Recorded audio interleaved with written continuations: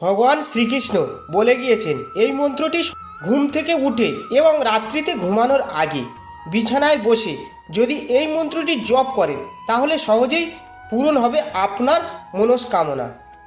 জীবন থেকে সহজেই কেটে যাবে সমস্ত বিপদ, এমনকি সুখ শান্তিতে ভরে উঠবে জীবন। হিন্দু ধর্মে এই মন্ত্রটি রয়েছে এক আশ্চর্য গুরুত্ব। এমন বেশ কিছু মন্ত্রের কথা উল্লেখ রয়েছে হিন্দু শাস্ত্রে, যেগুলিকে আপনি নিয়মিত জপ করলে জীবনে নানা সমস্যা দূর হয়ে যাবে। আজকের এই ভিডিওতে আপনাদের সেই একটি মন্ত্রটির কথা শোনাবো আমি। প্রতিদিন ঘুমানোর আগে অথবা ঘুম থেকে উঠে বিছানায় বসে 21 বার এই মন্ত্রটি জপ করবেন। প্রচলিত বিশ্বাস, এই মন্ত্র পাঠ করলে ওই ব্যক্তির সাংসারিক জীবনের নানা কষ্ট দূর হয়ে যায়, ফুলে ফেঁপে ওঠে ওই ব্যক্তির অর্থভাণ্ডার।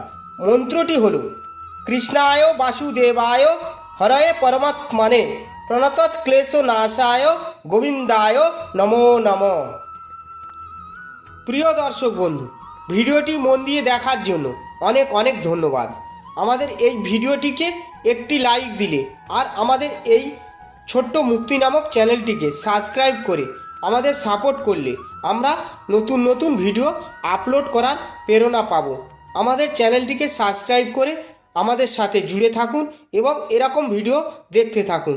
ধন্যবাদ। হরে কৃষ্ণা, হরি বল।